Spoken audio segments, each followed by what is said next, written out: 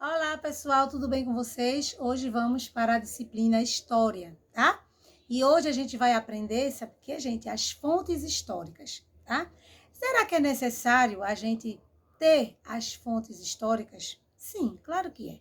Porque são através dessas fontes que a gente vai ter uma história, né, escrita, registrada, não é verdade? Existem vários tipos de fontes, tá, gente? Existe a fonte visual, a fonte oral, a fonte escrita, certo? As fontes materiais e as fontes imateriais, tá? Então, durante a nossa aulinha aí, vocês vão observar, vão ver exemplos de cada uma dessas fontes, tá certo? Então, fica aí ligadinho, não sai daí, presta bem atenção e depois da aula, gente, pega os livrinhos para responder alguns exercícios, tá certo? Na internet tem, nos livros também tem, e aí vocês vão respondendo sem, tá certo? Sem, presta atenção, ó, sem ter livro de apoio, só com o que estudou hoje, tá? Para vocês ver, para vocês terem uma ideia do que vocês conseguiram absorver, ok, pessoal? Então não esquece, tá? Hoje a aula vai ser bem interessante. Aqui na telinha, pessoal, nós temos as fontes visuais e temos alguns exemplos de fontes visuais. Então, observa que nós estamos vendo a fotografia, nós estamos vendo desenhos na caverna, na parede aí, ó, da caverna, nós estamos vendo mapas, tá? Então, as fontes históricas, gente, elas são bastante, muito importantes. E o melhor, elas precisam ser preservadas, tá?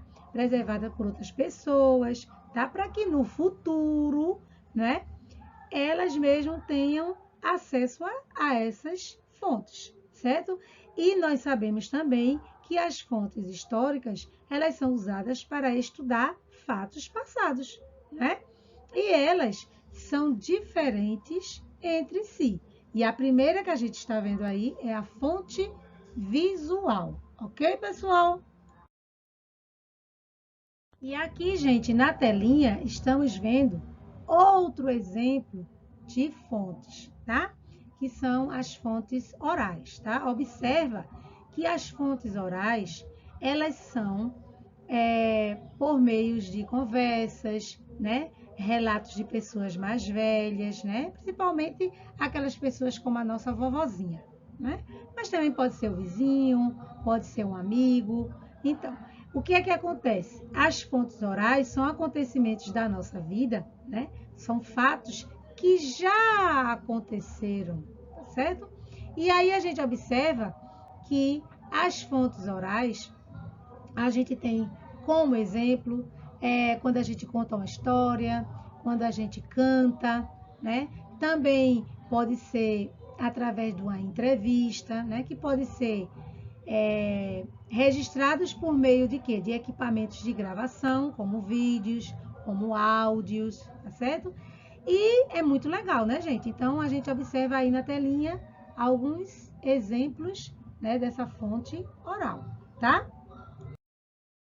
E aqui, gente, na telinha, nós estamos aqui observando agora exemplos de fontes escritas. Jornal, livro, cartas, nossos documentos pessoais. Nós temos aí a identidade, revistas, certo, gente? Então, essa fonte é uma fonte também histórica, tá? Porque a gente aí, ó, através de informações, tá? A gente observa registros do que passou, de fatos, né, passados e que são fatos importantes, tá certo? E que a gente tem guardados através da fonte escrita, certo, pessoal? Então, letras de músicas também, leis também são fontes escritas, tá? Até os boletos, tá? Escolares, aqueles onde vem as nossas notas, tá certo? É uma fonte escrita. Também os boletos que chegam para a gente fazer nossos pagamentos também são fontes escritas. E aqui na telinha nós temos agora exemplos de fontes materiais, tá? Então, observa moeda, nós observamos aí materiais escolares, tá? Nós temos aí, ó, vários objetos que foram de outras épocas, né? E que foram deixados para nós agora prestigiar, né? Observar que foram coisas que passaram e que hoje estão aí registrados. Então, são objetos, são pinturas, são esculturas, são filmes, são fotografias, são roupas, são máquinas, livros, tudo isso a gente chama de fontes materiais, tá certo? Pode ser também brinquedos, pode também ser ferramentas de trabalho. Então, essa construção, né, que guarda informações sobre o passado, a gente chama de fontes, tá certo? E as fontes podem ser materiais e imateriais.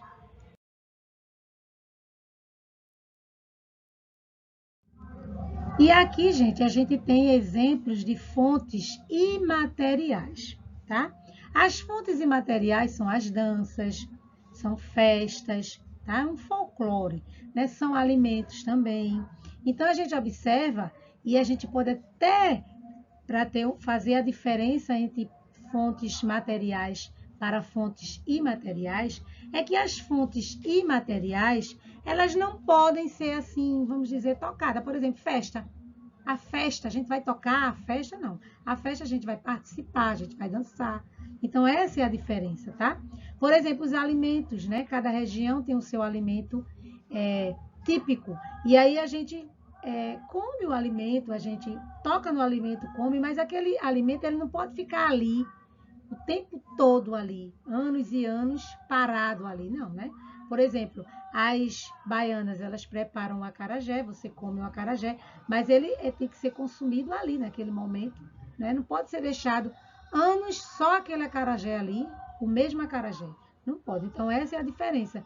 Já as fontes materiais, não, elas sempre vão ficar ali. No museu, sempre vão estar ali as fontes materiais.